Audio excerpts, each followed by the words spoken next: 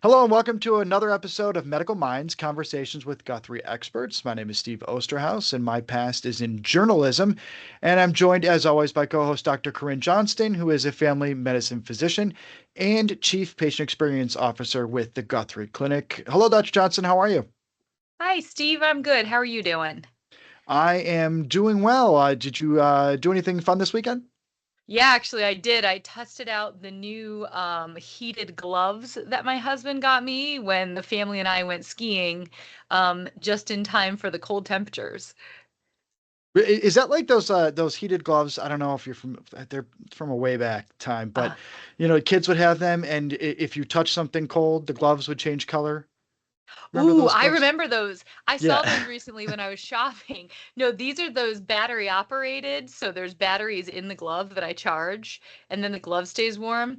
I think I have every piece of clothing from this brand of heated wear. Nice. Yes, it is certainly very, very cold. Our topic, as people will hear in just a couple of minutes, is very timely, as is our word of the day. And I believe it's pronounced frigophobia. Does that sound right? Frigophobia, phrygophobia, could be either way. We're not sure. Tomato, tomato. Right, yeah, right. And is that the fear of cold? Yeah. If I, okay. Yeah. So if you have any wordsmiths amongst us, right, break it down. Frigus is Latin for cold, and phobia is a fear, right? An intense, sometimes illogical fear. So fear of cold. Right. And I was looking at some of the definition as well, and not just the fear of cold as we're thinking of it as temperatures, but I Hmm. also saw that it can be fear of even something like cold food, even Ooh. something along those lines. And I was, if you ask my family, while I am not diagnosed with this, I have I like my food very hot. Okay. So even after, like, we'll be cooking something, we'll be getting dinner ready, and then as we're all putting it on our plates, Uh-huh. I'm always usually one who then goes back and throws it in the microwave too again because I Oh. need like scalding hot food when I sit Yeah. down at the table. Yeah. So So Steve, no diagnoses on these podcasts, but it no, sounds no, like it might fit. It sounds no, like it might. maybe just a little bit. Um, Well, Steve, joining us today as our guest on our podcast is someone who probably can shine some light on frigophobia, or maybe she has it. I don't know. We can ask her. We have Dr. Katie Lincoln with us today. Katie did a residency training in family medicine and then specialized in wound care. So she is someone that primary care often interacts with and someone that can really give us a lot of guidance on what we need to do with wounds, when to seek care, and how to prevent getting them. Katie, welcome. Hi, thank you so much for having me. I've been looking forward to doing this for weeks since you asked me. So I'm thankful to be here. And Steve, thank you so much for making this possible for the viewing audience. Oh, it's our pleasure, and we are ecstatic to have you joining us. And the timing is perfect. As you said, we've been talking about this for a while, but the temperatures, at least in the area we're in the Northeast, have certainly started to dip. Mm-hmm. So I guess let's start. If you could talk about, in terms of prevention and protection, and ways that we can avoid, even though we do have a lot of outdoor enthusiasts here in this region, how we can avoid getting hit a little bit too hard by the cold. We worry about frostbite. So, frostbite at its essence is an injury to the skin caused by cold. Sometimes we think about heat burns, being burned by small space heaters and things like that, but cold can be just as dangerous. And I think sometimes we forget to worry about that in our list of worries. Yeah. When we start to get damage, the trouble with cold burn is that you get the initial injury, um, which stuns the cells and can kill them, but then your rewarming can additionally injure.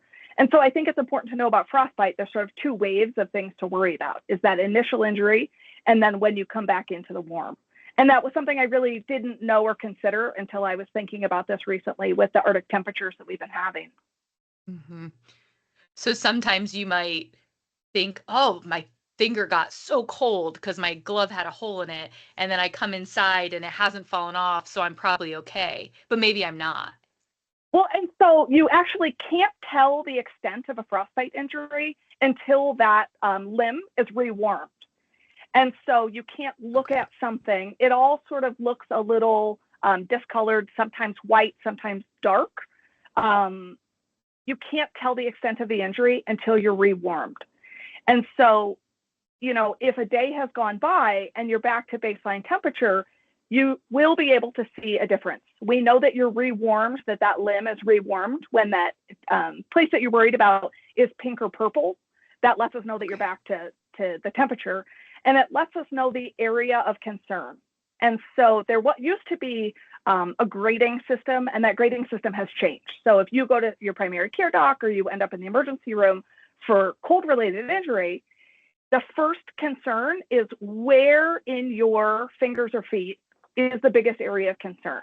Is it just your very end of your fingertips, or is it to your digits here? Is it up to here?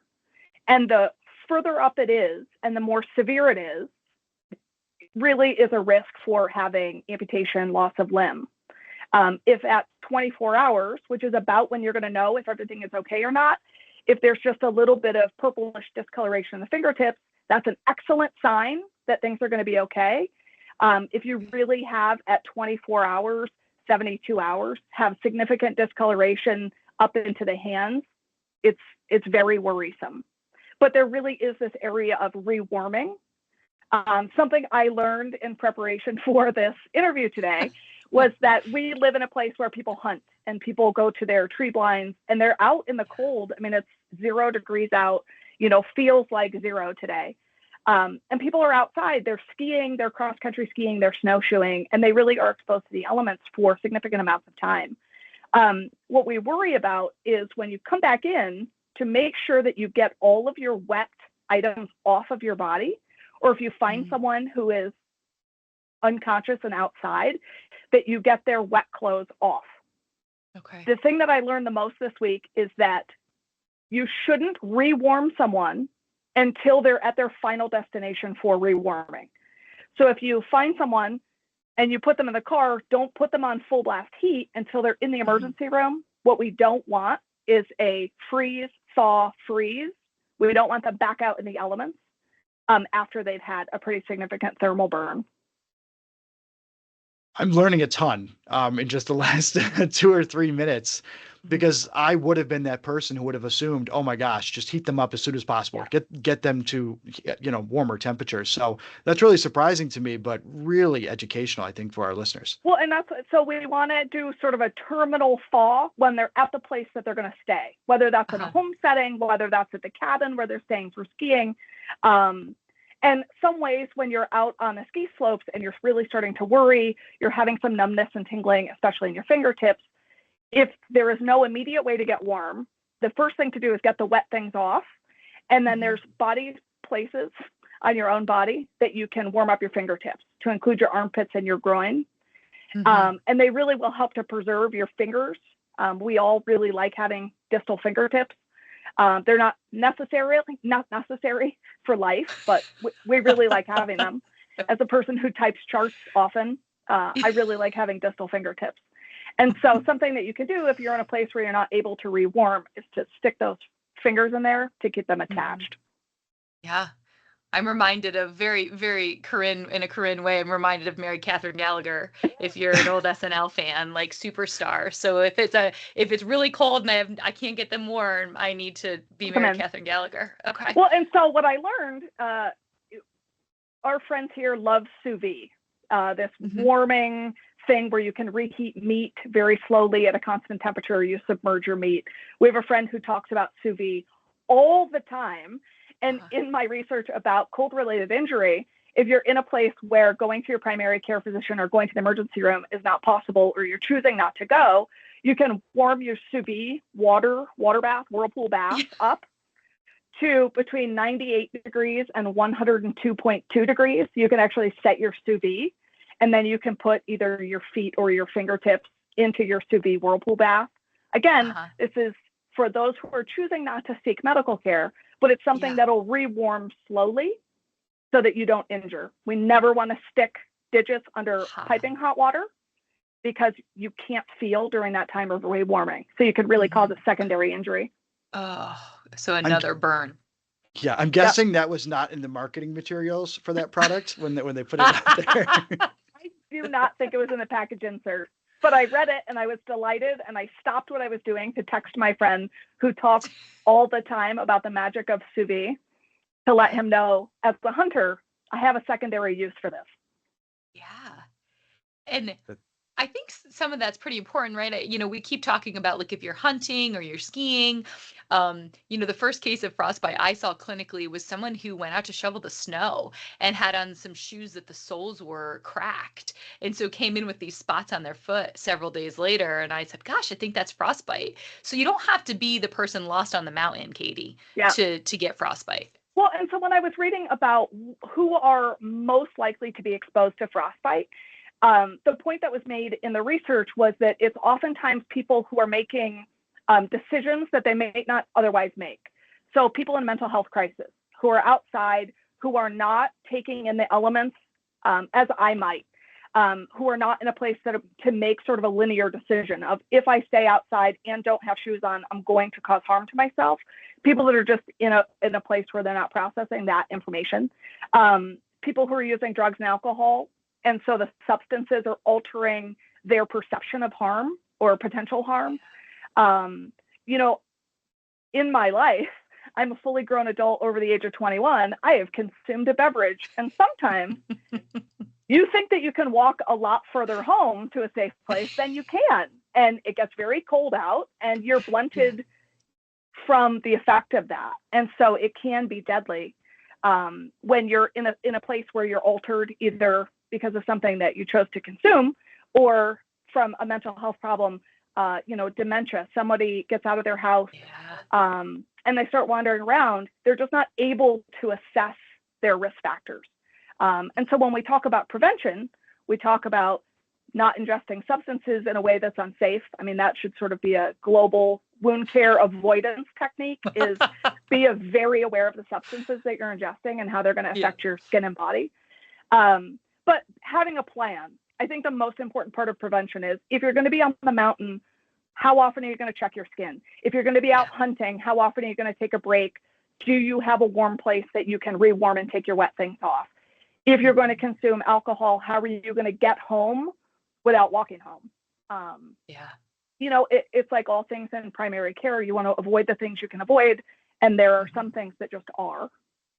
A couple of things jumped out at me. I am also an adult over the age of 21, so may or may not have consumed an alcoholic beverage.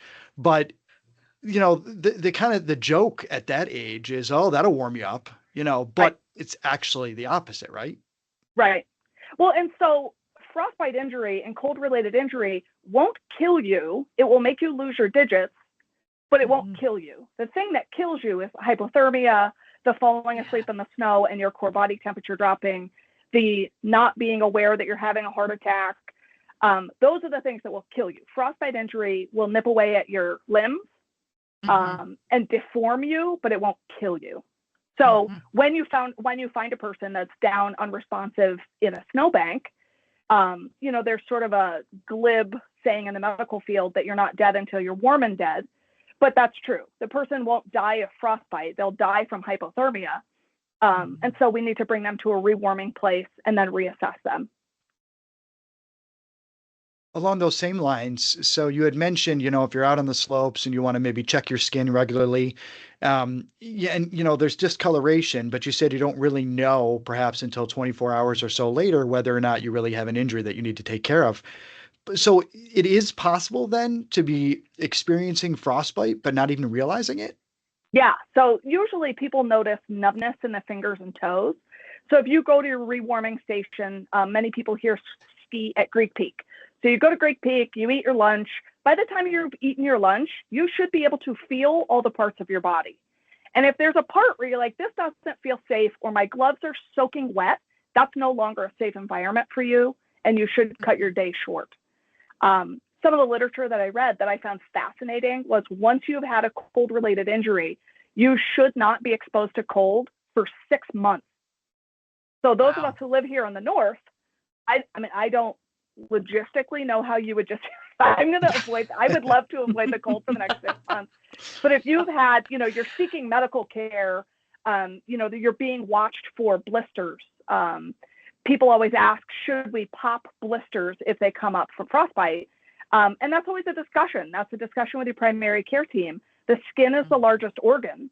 So if you take an intact blister and you start cutting it open, now the outside world can get in there and give us things, cellulitis and other infections that are sometimes grave.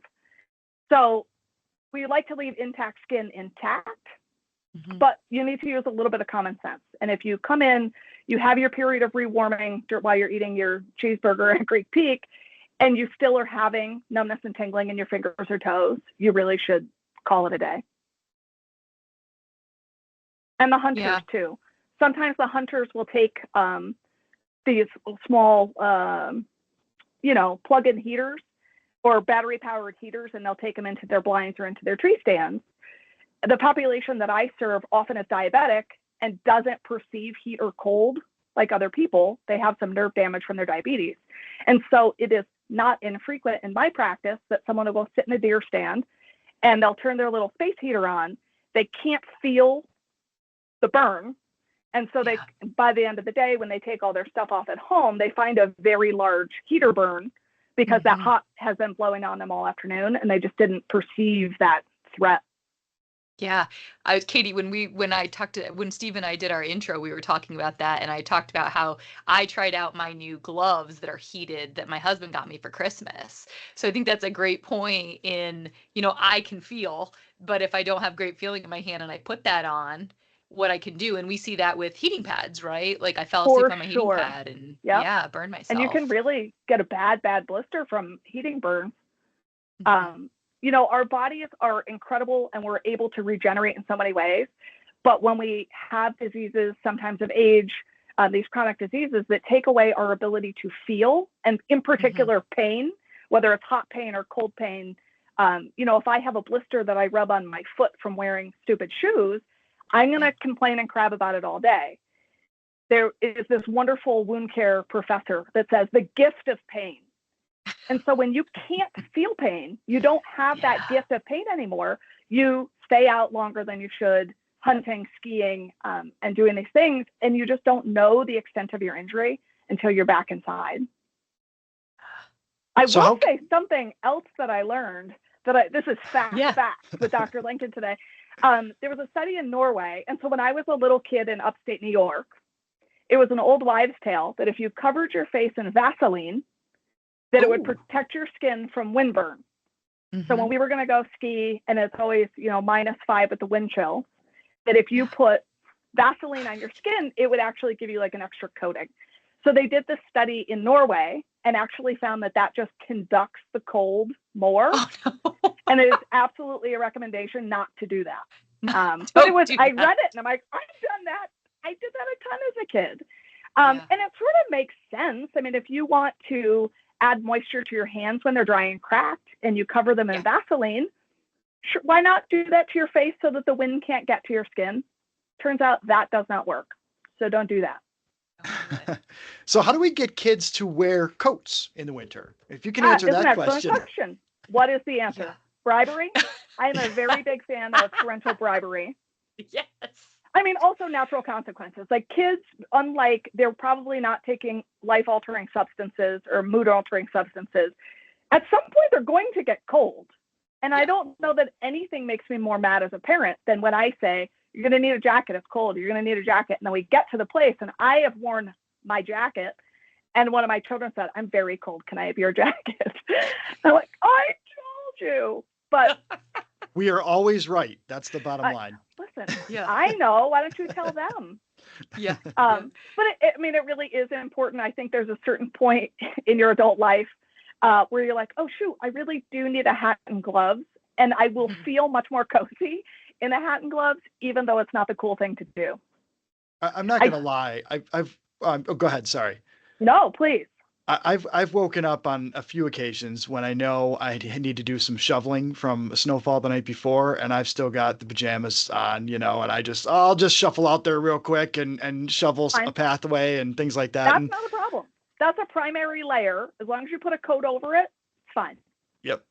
I did too learn that mittens are better for protection than gloves. So when we were skiers, as young people who didn't worry about breaking all of their limbs at the same time, we would always use gloves because they were easier for the pole.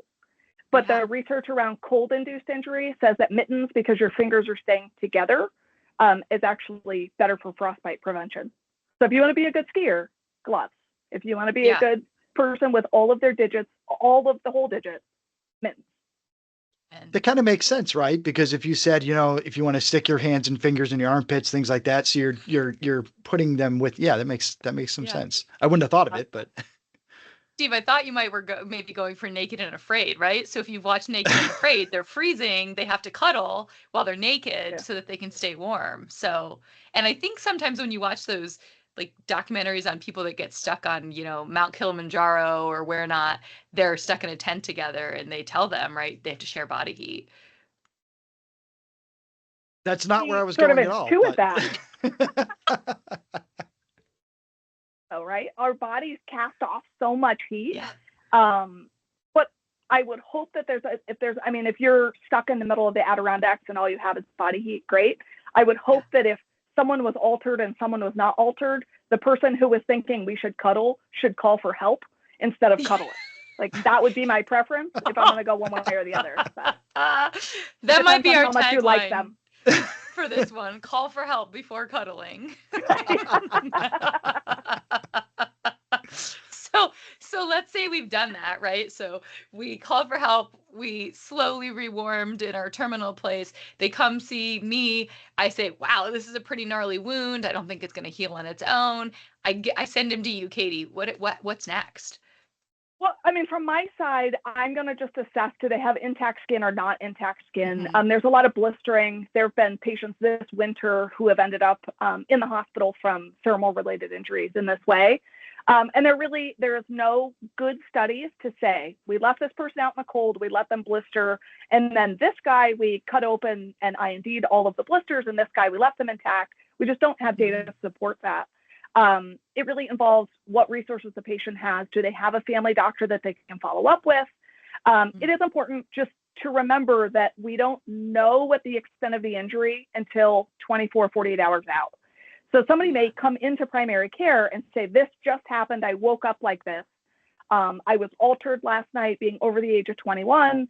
I woke up in a place that was cold, and now my mom is going to be mad at me if I lose all my digits. And they come in to see you at the 8 o'clock spot. It's difficult for you to know, impossible for you to know what that wound is going to look like at 24, 48 hours. So that's definitely somebody that you would want to say, okay, stay in a warm place, no additional cold thermal injuries, stay in your bed after rewarming. I need to see you back tomorrow morning, first thing. Yeah. How honest are those patients with you? Generally speaking, so are some people a little bit worried about telling the whole truth? Amazing. No, people tell me all sorts of crazy things that they've done. Sometimes, so I love Judge Judy, and I think that she's a very interesting person as an interviewer because she'll listen to the whole story and then she'll go, tell me about that one thing that you said that didn't make any sense. And she's able to wormhole into the truth. And so sometimes when people present to care, they go, I'm here because my hand hurts. And you go, okay. And they are put into a room. Hand hurts. Oh, let's get an x-ray. Well, okay. Tell me why your hand hurts. Well, I was walking the dog and my hand got yanked. Okay. Tell me more. And well, I may or may not have been using substance not otherwise specified, which left me altered. This actually happened 3 days ago. And so the more you ask questions and the more you're just open, I see all patients from all walks of life. And if I come in angry, hurried, motherly, sometimes I'm not going to get the story. But if listen, I have literally heard anything that you can create. I'm already there. Tell me what actually happened so I can help you. I think attitude has a lot to do with it. If you're open and say, I'm not here to judge. What is the thing that's viral right now? I'm not here to judge. Whatever it's called. Hear me out. Hear me out. No, there's a viral cool thing right now that's we listen and we don't judge. That's what it's called. Oh, that. Yep. And they're these little shorts where people tell you their most awful truths, and it's meant to be very funny. But people like that, I'm like, listen, just tell me what happened. I'm not here to judge you. I just want to make you feel better. I'm not here to tell your mom. I'm not here. Oftentimes I see patients that are a little bit older who also do dumb things occasionally. I'm like, listen, I'm not here to rat you out to your grandkid who's your caregiver. I want to make sure you're okay. Yeah. And so I think all things in healthcare, when you have an established relationship, when you can lead with kindness and just say, listen, I'm an expert of the skin. I don't know why you made a bad decision, but I do know about skin. So help me to help you, get to the right person, the right place. If you lead off with, why did you do something so dumb? You're never going to get the whole story. No. And, one of my mentors once said, if you ask the right questions, the patient will tell you what's wrong with them, right? It's about us sometimes too, asking the right questions or inquiring or removing that judgment.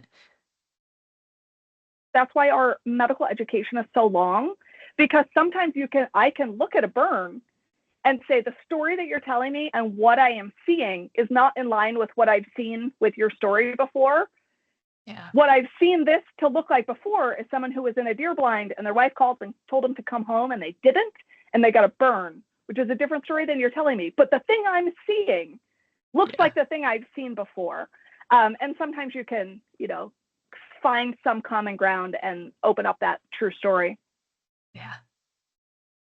So once you're able to, the patient's gone the 24, 48 hours, you're starting to get a better look at what the problem is and the severity of it. What does it look like down the road in terms of recovery/treatment? And I'm sure it's going to be different depending on how severe. So if you're just looking at very distal fingertips, rewarming, not much to do, even stage 2, which is sort of into this joint here, maybe very purple, maybe very painful. In people that can take over-the-counter medications like Tylenol and Motrin, they should do that for pain relief. They may get blisters, which we would prefer to leave intact. And it may be very painful. Your body is reacting to that rewarming, so you're getting cell death. It may be very painful, but mostly it's fine. When we start getting into grade 3 and 4, which is true tissue necrosis further down, further up, with equivalence on the hands and feet, is when we really say you need to come into the hospital, you need to have a full assessment. There are medications if the arteries have been clamped down because of the cold. There are medications that they can use here in the hospital setting. There's some advanced imaging you may need for those very severe limb-threatening injuries, but that's not the most of the cases. Most of the people are waking up and saying, I think I may have hurt myself. Mm-hmm. That makes sense because, usually, at least when I was a kid, I remember very specifically, whether it be my mom or my friend's parents, always putting out the threat of, you don't want to get frostbite, you know what I mean? And so I don't even know if I could tell you what it looked like at the time, but I just knew I don't want to get frostbite, whatever it is, this horrible, creepy, scary thing. So I would always bundle up. You must wear a hat. Yes. Yeah. Still true. I still am yelling at the kids. I would just like them to wear a coat. Yeah. And some of this is similar, right? There's this process, which Steve, do you know what Raynaud's is? Have you heard of that? I'm not incredibly familiar with it, but yes, it's in terms of the cold fingers and hands, right, and extremities. Yeah. So that can even lead in some folks to a frostbite-like injury, right? So there's the blood vessels spasm, Katie. Well, and you can actually get crossover with people with Raynaud's that get frostbite. It is a risk factor, peripheral vascular disease of all kinds, from diabetes, people with significant heart disease. Their blood flow to their feet is probably not ideal. So anybody whose blood flow isn't optimized, people with diabetes, we already talked about, people with mental health crisis, hypothyroid, sometimes those folks have some numbness and tingling in their distal fingers. If they already are hypothyroid and untreated, they're more likely to get frostbite injury that needs care, needs medical intervention. If you were to tell, you've been giving tons of advice, but if there's the one thing that you would tell people, what would it be to prevent yourself from having from having this horrible injury? Prevention. Prevention is always the name of the game. So having self-awareness for risk factors to say, if I'm going to drink alcohol, how am I going to get home? If I'm going to go out and snowshoe, I just got snowshoes for Christmas that I haven't used yet. If I'm going to go out, where am I going to stop? How far out am I going to get before I can come back and reassess? To know where your safe spaces are, to know where your remote warming spots are. Hunters, if there's a restaurant or a bar on their path where they can stop, rewarm, check their feet, make sure that their socks are not wet. Dress in layers, always dress in layers so that you can pull those layers off. The layer closest to your body should always be a wicking material so that as you sweat, because if you're moving around in the cold, you're probably sweating.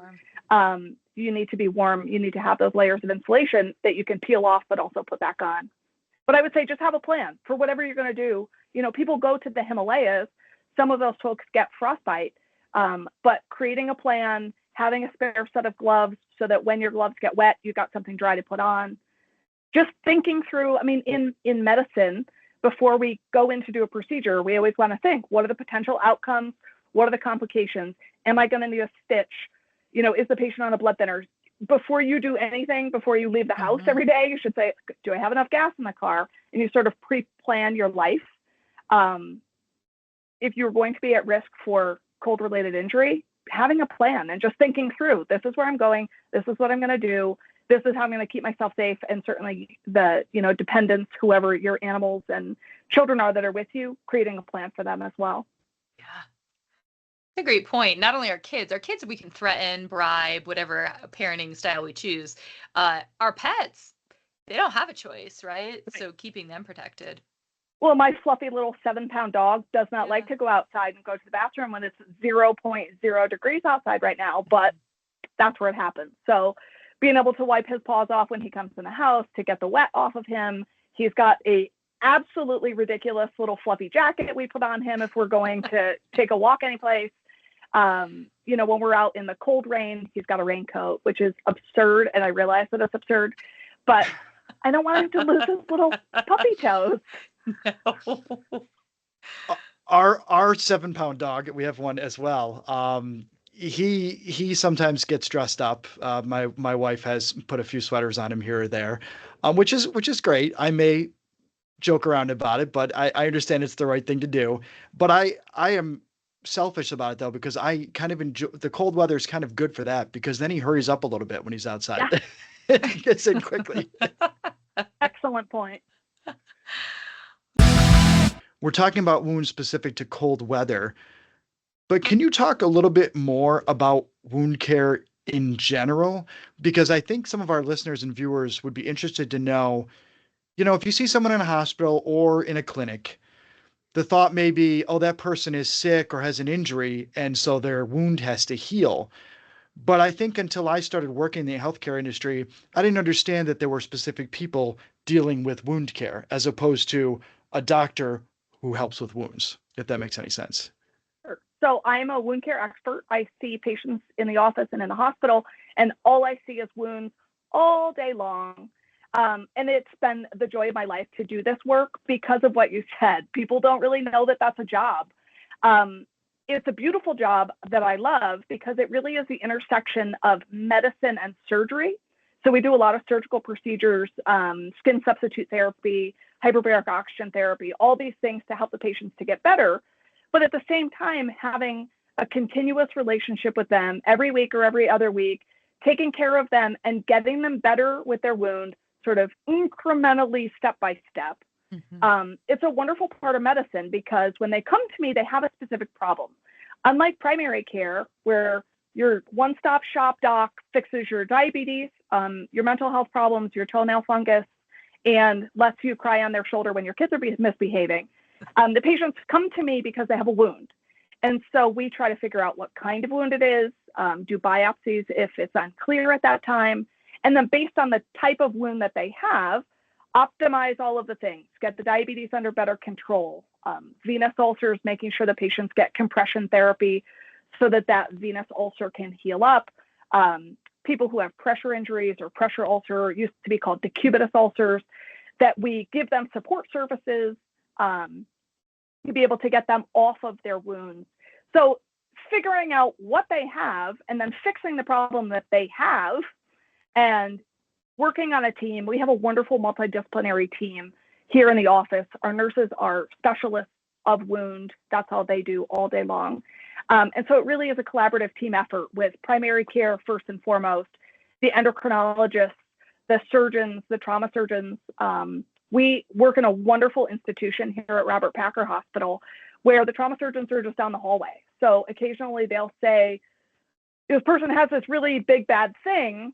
They are happy to take care of them while they're in the hospital. And then when they're transitioning out to the world and back to their life, they may still have a really big wound from that surgery or from a cancer. So we're happy to take those people and then we follow them every week or every other week until it's better. And hopefully that is 3 months, 4 months, but sometimes it's a year and a half, sometimes it's 2 years. And so it really is it's a continuity relationship where every time the patient's in, they're not saying, I'm the lady that got bit by the raccoon and then had to have plastic surgery. We know who they are. I know who they are. And so it really is a wonderful blend of surgery techniques with that very continuous understanding who lives in their household, what drives them. They want to get better so they can go to their grandkids' soccer game, and really understanding what's important to the patient. I have someone that's very dear to me that I see as a patient who has smoking-related disease. And I still say, like, you know, this is driven by the smoking. And they're like, yeah, but I'm not going to quit. Okay, well, then I'll see you next week.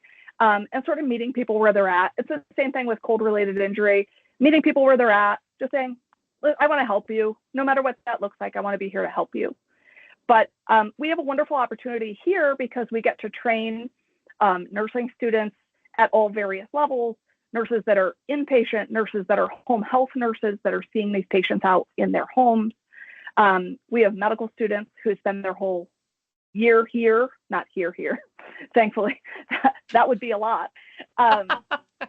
We have family medicine, internal medicine. And so trying to give these people knowledge so that when they're out in their various communities that they're going to serve, they know what a wound care doctor is, what we're doing, how we're doing it. And then, you know, if they need us to be able to get a hold of us. Yeah. But it is a super weird thing that nobody knows anything about, which is why I like it. So if you had, and this is, I'll preface this with, I've said, I think on the podcast before, that the first thing the dean of students in my medical school taught me is if someone asks you a question, you can always say it depends, because there's that much variability in what we do.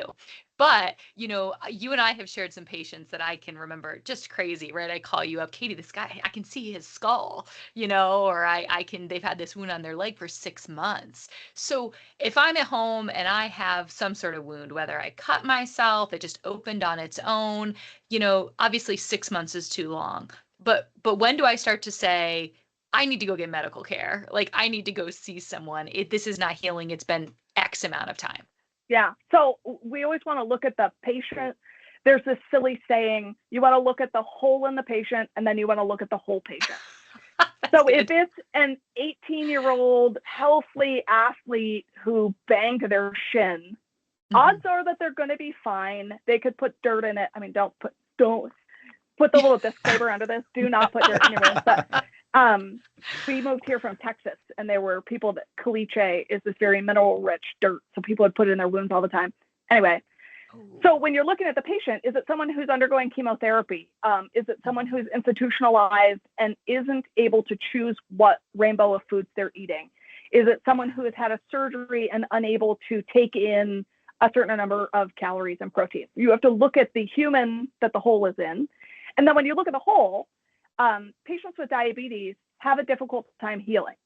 So the better control they're in, the better we're going to do. But if you are a diabetic, it puts you at much higher risk. So if you're a diabetic and you're worried, you should talk to your family doctor. Yeah. All of us as human beings get injuries. We kick the dog in the middle of the night. We hit the washing machine crossbar every time. I don't know why.